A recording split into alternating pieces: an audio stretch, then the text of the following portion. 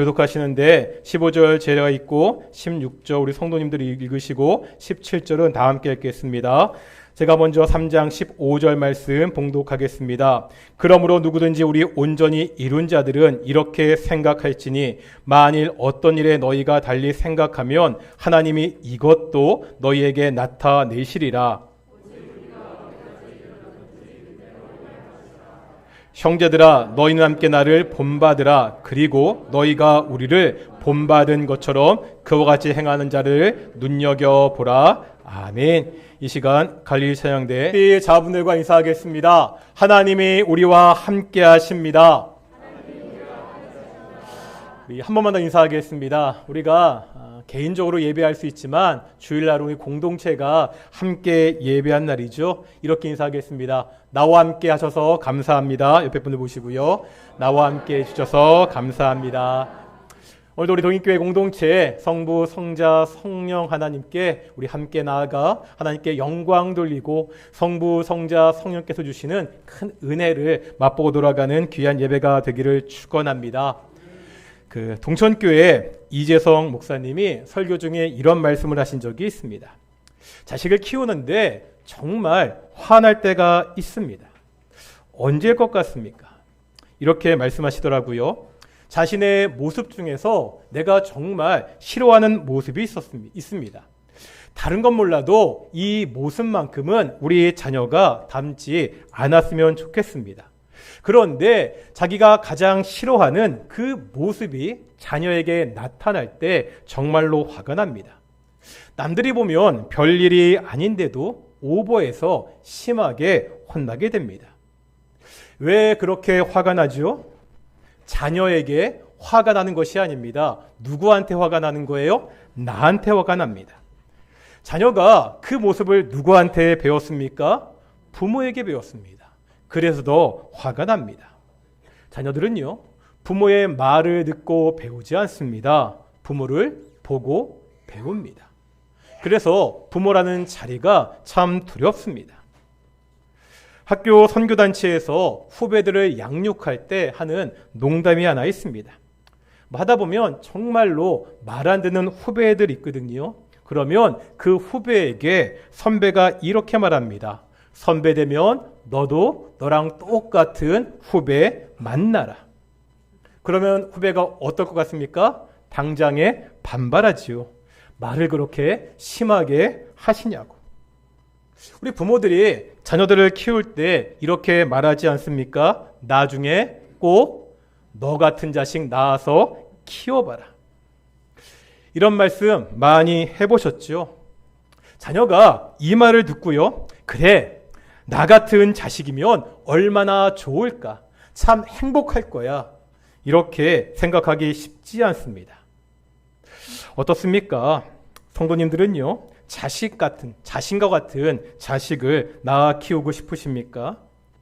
다른 사람들에게 나 같은 자녀가 되라, 나 같은 부모가 되라, 나 같은 집사가 되라, 나 같은 구역장이 되라, 야, 나 같은 성도가 되라, 이렇게 자신 있게 이야기할 수 있습니까? 오늘 본문에 보면 바울은요, 그렇게 말하고 있습니다. 17절 상반절을 보겠습니다. 뭐라 말하죠? 형제들아 너희는 함께 나를 본받으라. 바울은 빌립보 교인들에게 자신을 본받으라 말하고 있습니다. 이런 바울의 모습이 참으로 부럽습니다. 저는 목사잖아요. 목사인 제가 이 설교하는 이 시간에도 성도님들에게 자신 있게 나를 본받으십시오. 이렇게 말할 자신이 없습니다. 제가 그 정도로 주제 파악은 하고 삽니다. 바울이요, 이렇게 말할 수 있는 이유가 뭐죠? 바울은 완벽한 사람이었습니까? 아무런 흠도 없었습니까? 완벽하고 흠이 없기 때문에 나를 본받으라고 이렇게 이야기하고 있나요? 그렇지 않습니다. 세상에 완벽한 사람은 없습니다. 아무런 흠도 없는 사람은 없습니다. 물론요, 우리가 아주 영화로운 모습으로 서게 다는 날이 있긴 하지요. 그게 언제라고요? 예수님이 재림하실 때입니다. 그때 우리는 예수님 앞에서 가장 영화로운 모습으로 서게 될 것입니다. 에베소서에 보면 이것을 결혼식 날 가장 아름다운 신부의 모습으로 비유했습니다. 장차 우리는 신랑 되신 예수님 앞에 가장 아름다운 신부의 모습으로 설 것입니다. 하지만요, 이 땅에 살고 있는 우리들은 그렇게 영화로운 모습이 아닙니다. 바울도요, 이 사실을 잘 알고 있었습니다. 다 같이 한번 로마서 7장 보시겠습니다.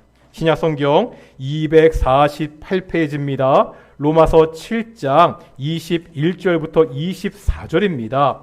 248페이지 로마서 7장 21절부터 24절까지 한번 함께 보시겠습니다.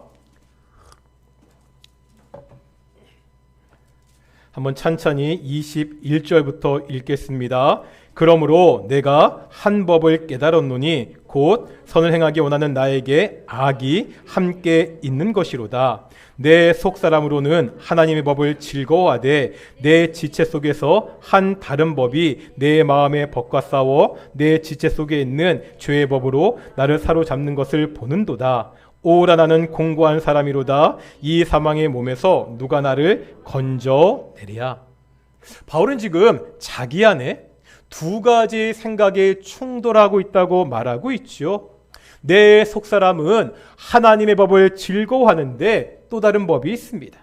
그 법이 자꾸 나를 죄의 법에 따라가게 만들고 있습니다. 내 마음은 하나님의 법을 따르려고 하는데 자꾸 육신은 죄의 법을 따르려 하고 있습니다. 이런 갈등에 있는 자신을 보고 뭐라 말하고 있죠? 24절에 보니까 나는 곤고한 사람이라고, 이 사망의 몸에서 누가 나를 건져낼 수 있겠느냐고 괴로워하고 있습니다. 사실 이 구절이 좀 어려운 구절입니다. 여기서 바울이 묘사하는 이 모습이 언제인가입니다. 구원받기 전의 모습이냐, 구원받은 다음의 모습이냐를 가지고 논쟁이 많습니다. 지금 이 묘사하는 상태가 구원받은 사람의 상태로 보기에는 너무나 절망적이라는 거지요. 그래서 구원받기 전에 인간이 처한 절망적인 상태라고 이렇게 이야기하는 사람들도 있습니다. 하지만요, 꼭 그렇게 볼 필요는 없습니다. 우리가 구원을 받은 것은 선하고 의롭기 때문이 아니었지요.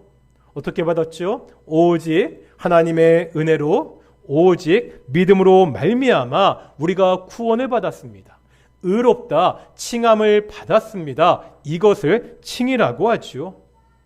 우리가 의롭다 칭함을 받았지만, 우리가 의로운 사람이 되었다고 이야기하지만 여전히 우리 안에는 악한 본성이 있습니다. 내가 가진 이 의로운 신분과 내 안에 있는 이 악한 본성이 수시로 충돌하는 것을 우리는 잘 알고 있습니다. 매일같이 경험하지 않습니까? 우리 역시 바울과 같이 내 속에서 두 마음이, 두 법이 매일같이 싸우고 있습니다. 바울도요, 우리와 같이 연약한 사람입니다. 인간적인 갈등 속에 살고 있습니다. 바울 스스로도 잘 알고 있었습니다. 지금 바울이 나를 본받으라고 이야기하는 것은 내가 완벽하거나 바울이 교만해서가 아닙니다. 바울이 이런 신앙의 자신감을 보일 수 있는 이유가 뭐지요? 빌립보 교인들에게 나를 본받으라 이렇게 말할 수 있는 이유가 무엇입니까? 세상에서 엄청난 성공을 거두었기 때문입니까? 아니죠. 지금 세상의 시각으로 보면 바울은 보잘것없습니다. 지금 바울이 어디 있는 상태라고요? 로마 감옥에 갇혀 있습니다. 그럼에도 바울이 이렇게 말할 수 있는 이유가 있습니다. 다 같이 한번 고린도 전서 11장 보시겠습니다. 신약성경 276페이지입니다. 신약성경 276페이지 고린도전서 11장 1절 보시겠습니다. 신약성경 276페이지 고린도전서 11장 1절 말씀입니다.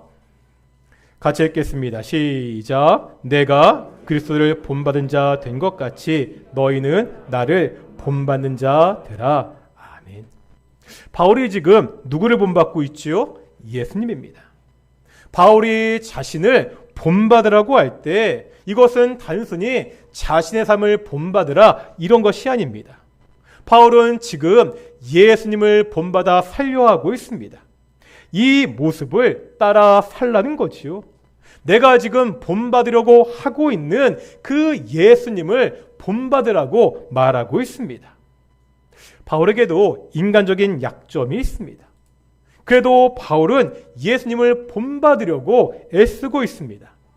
지금 바울에게 정말 중요한 것은 다른 어떤 것도 아니라 예수님이라는 거죠. 우리 지난주 말씀과 이어집니다. 지난주 말씀 14절에 보면 바울이 달려간다고 말하고 있죠. 100m 경주를 하는 것처럼 전심전력해서 달리고 있습니다. 그런데 이렇게 달릴 때 중요한 것이 있다고 말씀드렸습니다. 뭐였지요? 표대입니다. 골, 목표입니다. 바울은 표대를 향하여 분명한 목표를 바라보면서 전심전력해서 달려가고 있습니다. 그런데 이때 바울이 달려갔던 목표가 뭐였지요? 바로 예수님이었습니다. 바울은 지금 예수님을 향해서 전심전력해서 달려가고 있습니다. 그렇다면 예수님을 향해 달려간다는 것은 어떠한 의미가 있었습니까? 역시 우리가 8절과 9절에서 한번 보았습니다. 다시 한번 우리 빌립보서 3장 8절과 9절 말씀 함께 읽겠습니다. 8절과 9절입니다. 시작. 또한 모든 것을 해로 여김은 내 주 그리스도 예수를 아는 지식이 가장 고상하기 때문이라. 내가 그를 위하여 모든 것을 잃어버리고 배설물로 여김은 그리스도를 얻고 그 안에서 발견되려 함이니 내가 가진 은은 율법에서 난 것이 아니요 오직 그리스도를 믿음으로 말미암은 것이니 곧 믿음으로 하나님께로부터 난 의라. 아멘. 여기 보면 지금 바울이 예수님에 관해서 세 가지를 이야기한다고 말씀드렸습니다. 뭐였죠? 먼저 8절에 보면 뭐가 가장 고상하다고요? 예수님을 아는 지식이 가장 고상합니다. 8절 하반절에 보면 예수님을 얻고자 한다고 말하고 있습니다. 이제 9절에 보면 예수님 안에서 발견되고자 한다고 고백하고 있습니다. 예수님을 알고요. 예수님을 얻고 예수님과 하나가 되는 것이 바울의 목표였습니다. 이 바울의 목표를 오늘 본문에 나오는 표현으로 바꾸면 어떻게 되죠? 예수님을 본받는 것입니다. 바울은 예수님을 본받는 것에 전심전력했습니다. 이런 자신을 본받아 빌립보 성도들에게 너희들도 예수님을 본받기를 전심전력하기를 당부하고 있습니다. 이렇게 빌립보 성도들이 바울을 따라서 예수님을 본받게 되면 다음에 어떤 일이 생깁니까?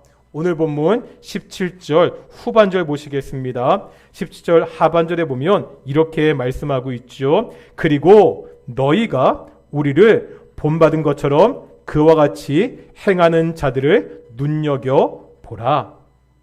너희가 우리를 본받은 것처럼 하는 사람들을 눈여겨보라 말하고 있습니다. 이게 무슨 말이죠? 바울이 지금 먼저 누구를 본받고 있죠? 예수님을 본받고 있습니다. 빌립보 성도들은 이런 바울을 본받아야 됩니다. 예수님을 본받는 일이 먼저 바울에게서 다음에 빌립보 교인들에게 흘러가고 있습니다. 그 다음에 바울은 계속해서 다른 사람들을 눈여겨보라고 말하고 있습니다. 이 사람들이 어떤 사람들이라고요? 빌립보 교인들이 바울을 본받은 것처럼 그렇게 하는 사람들입니다. 그렇다면 이제 예수님을 본받는 일이 빌립보 교인들을 통해서 다른 사람들에게로 이렇게 연속적으로 흘러가고 있습니다. 예수님을 본받는 일은 그렇게 사는 사람들을 통해서 다른 사람들에게 전해지는 것을 우리에게 보여주고 있습니다. 처음에 부모와 자녀, 선배와 후배의 말씀을 드렸습니다. 부모가 자녀의 말을 듣고 자라지 않습니다. 부모의 행동을 보고 자랍니다. 우리의 자녀들이 신앙 안에서 잘 성장하기 바라십니까? 부모인 내가 먼저 예수님을 본받는 삶을 보여야 됩니다. 우리 동행교회 다음 세대가 예수님을 잘 믿는 믿음의 세대가 되기를 바라십니까? 믿음의 선배인 내가 먼저 예수님을 본받는 삶을 교회에서 보여야 됩니다. 그래야 우리의 청년들이요, 우리 주일학교 학생들이 예수님을 따라 믿음의 삶을 살 수 있습니다. 내가 바로 이 믿음을 전하는 통로가 되어야 됩니다. 그렇다면 오늘 바울이 말하는 예수님을 본받는 삶은 어떤 거지요? 우리가 따라가야 되는, 본받아야 되는 예수님의 삶의 모습은 여러 가지가 있습니다. 복음서를 보면 예수님이 이 땅에서 여러 가지 일들을 하셨지요. 어떤 일들을 하셨습니까?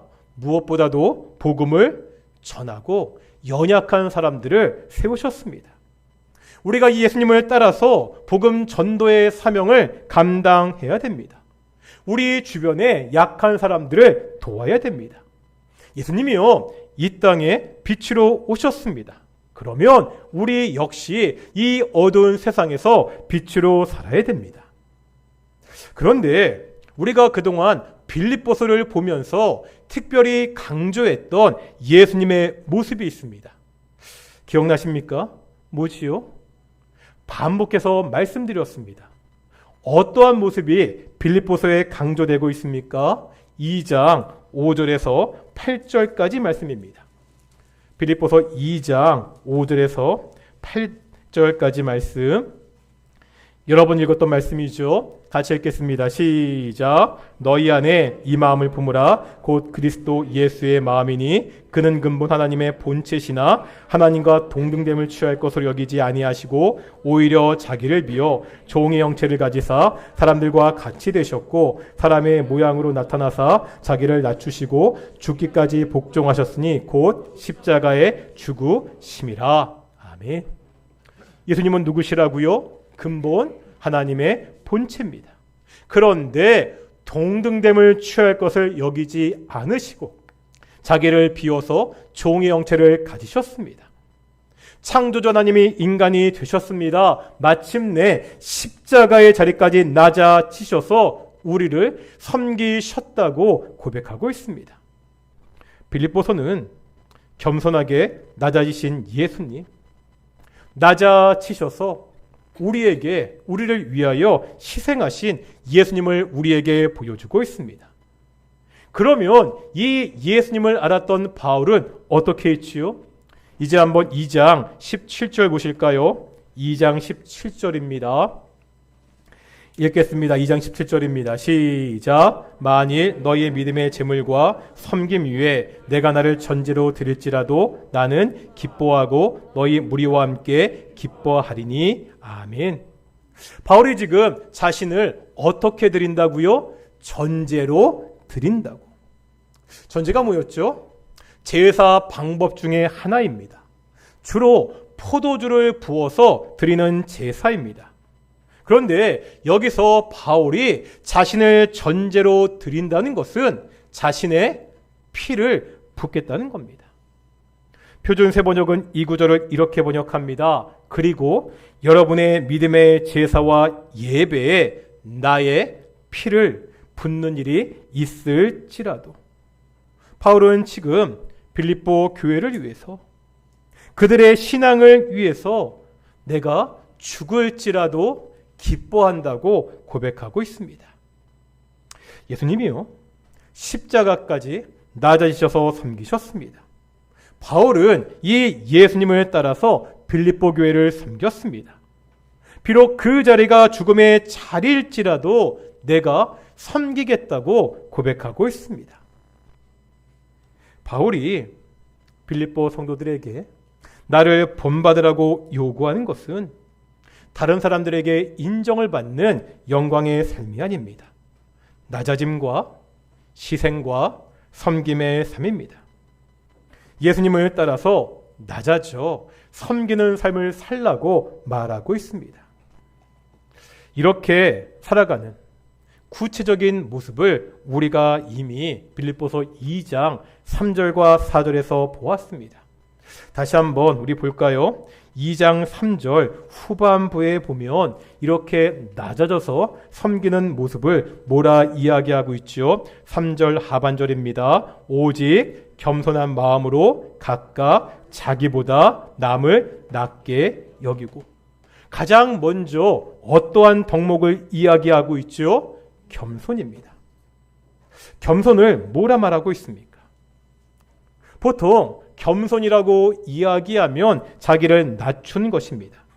사실 우리는 이러한 문화에 굉장히 익숙하다는 말씀을 이 구절을 설교하면서 드렸습니다. 이런 말씀 드렸죠.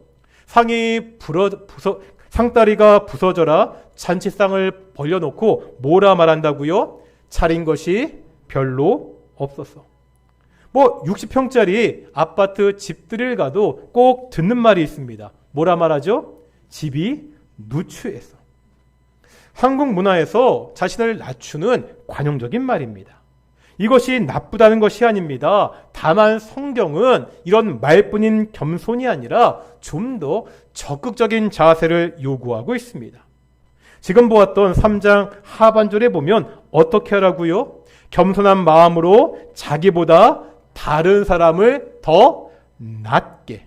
이게 미치로가 아니죠. 더 낮게, 나은 사람으로, 훌륭한 사람으로 여기라고 그렇게 말씀하고 있습니다. 진정한 겸손은 다른 사람을 높이는 것입니다. 다른 사람이 나보다 더 나을 수 있다는 것을 인정하는 것입니다. 이런 사람의 입에서는 다른 사람을 칭찬하는 말이 자주 나옵니다. 다른 사람을 인정하는 말이 자주 나옵니다. 어떻습니까? 내 입에서 나오는 말은요, 다른 사람에 대한 험담이 많습니까? 칭찬이 많습니까? 생각해 볼 필요가 있습니다. 한번 우리 좌우 옆에 분들을 이렇게 칭찬해 보겠습니다. 당신이 나보다 훌륭합니다. 아멘이십니까? 이제 한번 4절 보겠습니다. 4절입니다. 읽겠습니다. 시작. 각각 자기를 돌볼 뿐더러 또한 각각 다른 사람들의 일을 돌보아. 여기까지 보겠습니다. 이 구절을 공동번역은 이렇게 번역합니다. 저마다 제 실속을 차리지 말고 남의 이익도 돌보십시오. 네 실속만 차리지 말고 다른 사람의 이익도 돌보라는 겁니다. 이것 또한 쉬운 일 아니라고 말씀드렸습니다. 사람들은 보통 손해보기 싫어하기 때문입니다. 왜 나만, 내가 왜, 교회 안에서도 이런 말을 쉽게 듣습니다. 내 이익을 위해 조금도 양보하지 않는 사람들이 있습니다. 누군가는 조금 손해봐야 되는데 절대로 자신은 손해보지 않으려고 하는 사람들이 있습니다. 손해보는 것을 받아들일 수 있어야 됩니다. 우리가 섬기는 것에 익숙해야 됩니다. 왜 그렇지요? 하나님께서 우리를 구원하기 위해서 자신의 독생자를 손해보셨습니다. 창조주 예수님이 피조물인 우리를 섬기기 위해서 십자가의 자리까지 낮아지셨습니다. 하나님의 손해와 예수님의 섬김을 통해서 우리가 구원을 받았습니다. 이 은혜, 이 사랑으로 구원을 받은 우리는 이제 예수님을 따라 겸손하게 다른 사람들을 섬겨야 됩니다. 예수님을 향해 전심전력해서 달려가는 삶을 말씀드렸습니다. 어떻게 살아야 됩니까? 전심전력해서 남들에게 보이는, 겉으로 보이는 성과를 내라는 것이 아닙니다. 전심전력해서 예수님의 성품을 따라 살라고 말씀하고 있습니다. 이것이 오늘 성경이 우리에게 요구하는 삶의 모습입니다. 이것은요, 예수님을 믿는 사람이면 누구나 나타나야 됩니다. 오늘 본문 15절 보실까요? 3장 15절 먼저 앞에 보면 이렇게 말씀하고 있죠. 15절 앞부분입니다. 시작. 그러므로 누구든지 우리 온전히 이룬 자들은 이렇게 생각할지니, 여기까지요. 가장 앞에 보면 어떤 단어가 있죠? 그러므로가 나옵니다. 앞의 내용과 이어진다는 것을 보여주고 있습니다. 그러니까 여기에 나오는 이렇게 생각할지는 그 앞에 14절에 나오는 표대를 향해서 달려가는 삶을 이야기합니다. 표대를 향해서 달려가야 되는데 15절에 보니까 그렇게 살아가는 사람들 대상이 누구라고요? 온전히 이룬 자들입니다. 여기서 온전히 이루었다는 것은 완전하게 이루었다는 것이 아닙니다. 우리가 이 땅에서 완전할 수 없습니다. 여기서 온전히 이루었다, 이 단어를 다른 번역 성경에 보면 성숙하다 이렇게 번역하고 있습니다. 신앙이 성숙한 사람들은 신앙이 성숙하기 위해서는 표대를 향해서 달려가는 삶을 살아야 됩니다. 이때 이 신앙의 성숙의 정도가 사람마다 다를 수 있다는 거죠. 이제 한번 16절 보실까요? 16절입니다. 같이 읽겠습니다. 시작. 오직 우리가 어디까지 이르렀든지 그대로 행할 것이라. 무슨 말입니까?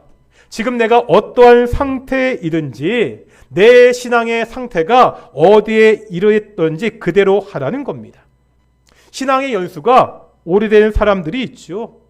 이제 막 신앙을 시작하는 사람들도 있다는 겁니다. 이게 상관이 없다는 거예요. 현재 나에게 주어진 그 신앙의 수준에서 최선을 다해서 그렇게 살라고 말씀하고 있습니다. 물론 그렇게 살다가 실수할 수 있죠. 넘어질 수 있습니다. 그래도 걱정하지 말라는 거예요. 15절 후반절 보실까요? 15절 하반절에 보면 뭐라 말씀하시죠? 만일 어떤 일에 너희가 달리 생각하면 하나님이 이것도 너희에게 나타내시리라. 어떤 뜻입니까? 우리가 달려가다가 좀 다르게 생각할 수 있습니다. 그때 하나님이 어떻게 하신다고요? 나타나서 그 다르게 생각한 것을 바로 잡아주신다는 거예요.